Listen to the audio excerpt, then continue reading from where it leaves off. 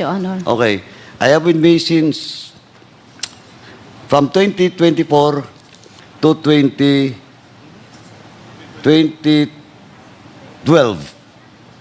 Okay? Ma'am Garma, you're most traveled, though you're not anymore in public office. Yes, Your Honor. Tama. Whose shoulder you travel? Some were sponsored by my cousins when I traveled. Cousins? Who are your Five cousins? states. I was invited for. Who are your cousins? Who are your cousins? Anne-Marie Batay. From where? United States. Okay, US. Yes, Your Honor. Then, siya lang? Nagsisponsor sa'yo?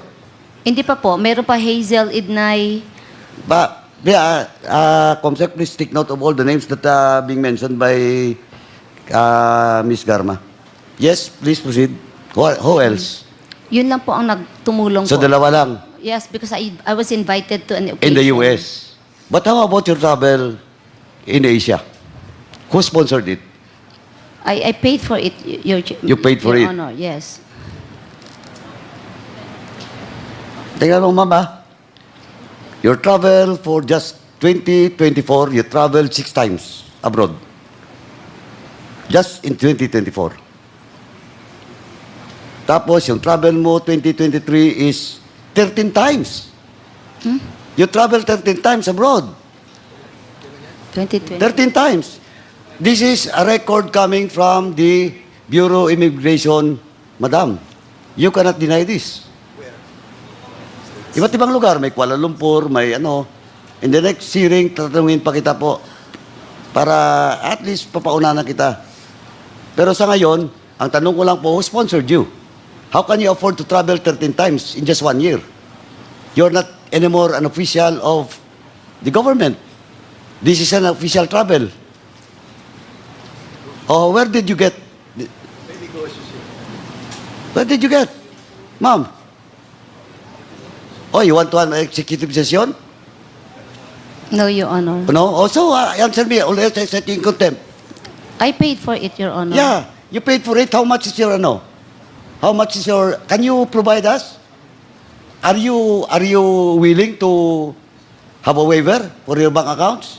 No, Your Honor. No. Why? Because you're not telling the truth. You are hiding something. Ito, initial pa lang, mama. Oh. You travel 13 times? Ibig sabihin nun, more than every month you travel outside in the country. Now, last question ko, ma'am. What is, eto mama, diretso kita, what is your latest travel abroad? When was that? When was that? Japan, Your Honor. Japan? Hindi, your purpose of your travel. USA, Your Honor. O USA. Now, ano lang, what happened with the travel? Okay, I have to travel to USA to Why? to bring my daughter in the US Why? because of this exposure. When was that? When was that? 28 last. When was that? Ngayon sa September, August, Mr. Chair. Ang daming August, 30 days yung August. 28. Hindi, ganito lang po, ma'am. 28. Diretsuhin kita. Oh, 28. your plan to travel in the US was August 28. That was the time that the Squadcom was already started, di ba? The investigation. Yes, Your Honor. And your name was already crop up. Yes, Tama? Your Honor. Oh. Now, in short, you're using that alibi to bring your daughter to the US to evade this investigation. No, Your Honor. No, okay. Anong nangyari? Ba't hindi ka naka-US? Ba't nandito ka ngayon? My visa, US visa was canceled. Why? Hindi po sinabi sa akin ang reason why. Hindi sinabi? You never asked? I asked, but Japan in charge on the desk did not tell me the reason. No. Kasi papasok ka sa US, di ba? Kasi kung hindi ka tinanggap ng Japan, that is the responsibility of Japan. But you were not allowed, di ba, to go to US because what? It was not explained to me by the in charge sa Japan po. Kasi ang nung mag-check-in po kami, Check-in for kukuha going ng to? ticket. Kukuha po ng ticket, Japan to I know. US. You yeah. don't have a ticket yet. Yes, Your Oh, Honor. kaya nga eh.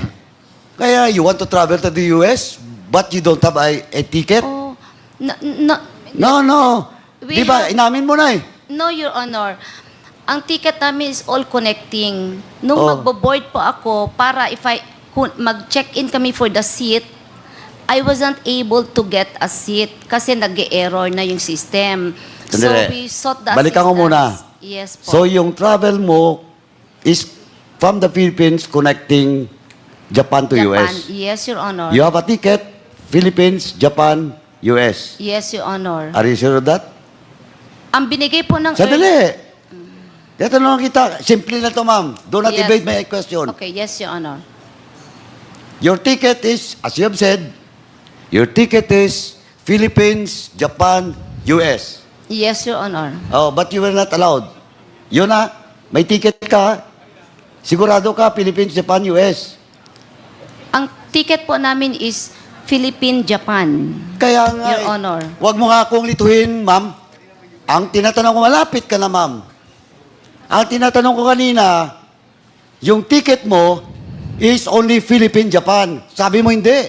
Philippine-Japan, US. You get a ticket in Japan for US. Boarding pass po yung kukunin na namin sa Japan. Ay, Hindi po nako. ako nakakuha, Anyway, Your Honor. do you have a copy of that? Wala na po, Your Honor. Oh, BID, DFA. Anong airlines? Oh, hindi mo na naman masagot.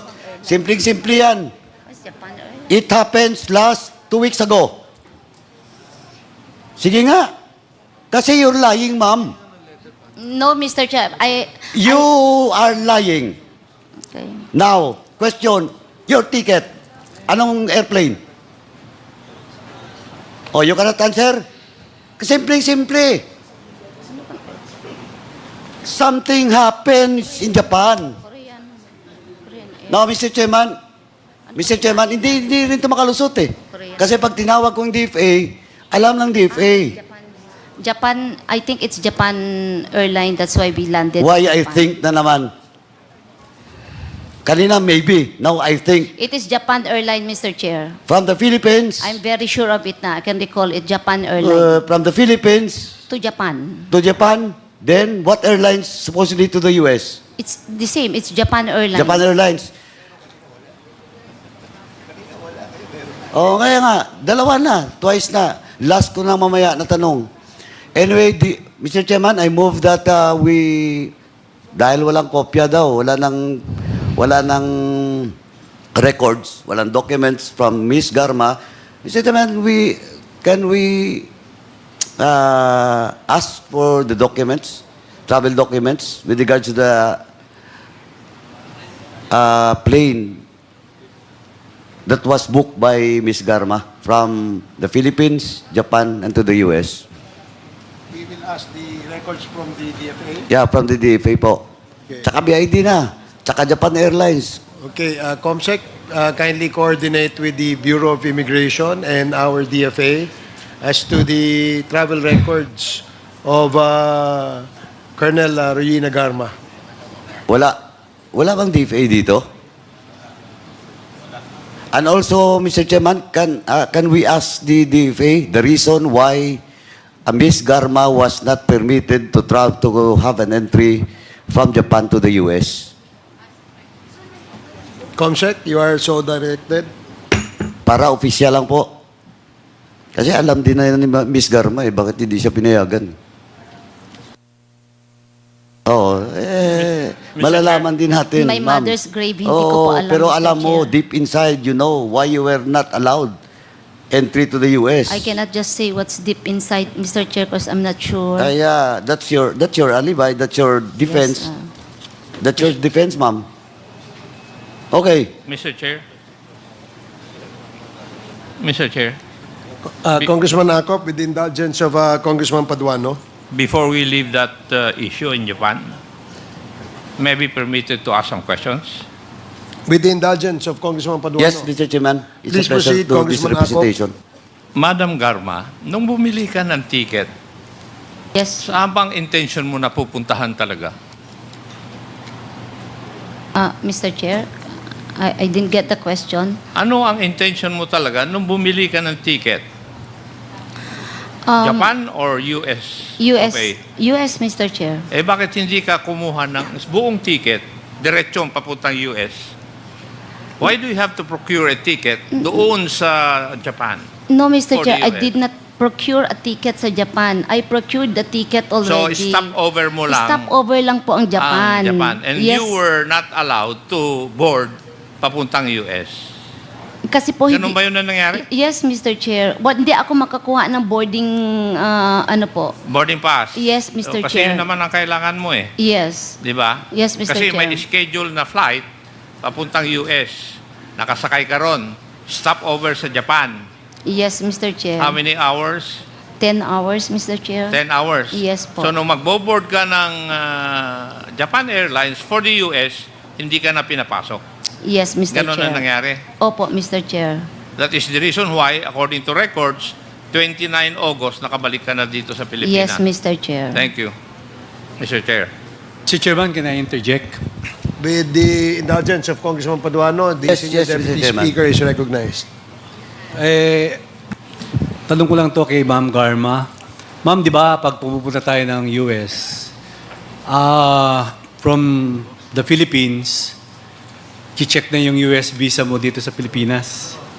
Pag board mo lang sa airport, bibigyan ka ng boarding pass, bibigay na yung dalawang boarding pass mo.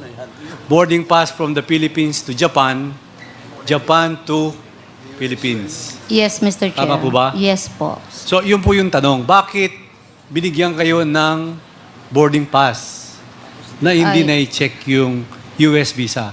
Hindi po kayo bibigyan ng boarding pass kung hindi po i-check yung US visa. Yes, Mr. Normal po, routine po yun pag nagpupunta Opo. tayo Amerika.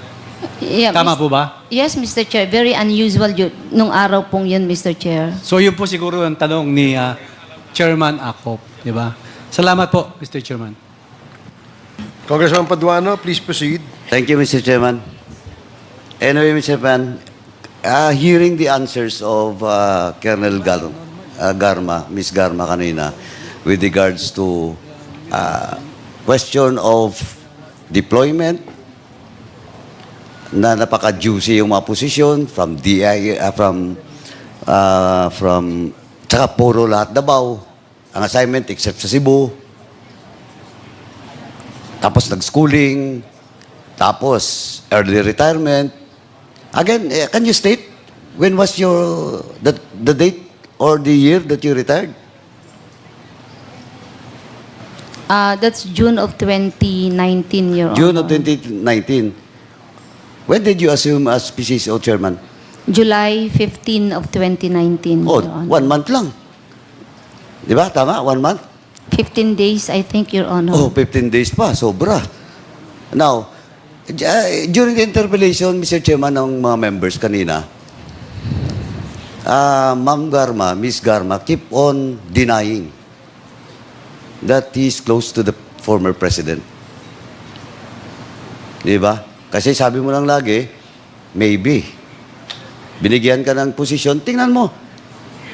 You check the record. 10 years pa yung supposedly before you retire, 10 years ka pa, but you opt to early retirement. Tapos, wala pang 1 month, sabi mo nga, 15 days, bigla ka nag-PCSO. Tapos, itong tinanong ka kanya, sabi mo, are you close to the president, former president? Ang sagot mo, because of those promotions, sabi mo, is maybe, not maybe. Now, I will ask you, are you special and close to the president? Former president? Yes or no lang po? Walang personal. Yes or no lang po? Kasi lahat-lahat eh. Ay, ewan ko kung special ako. Oh, why can't you answer? Simple lang tanong ko. Are you close to the former president? Because that's why you've been given a juicy position where in fact, 1 month, wala pa nga, 15 days ka lang nag-retire, ng PCSO, chairman ka na kagad. Sige nga. Yes or no? Why can't you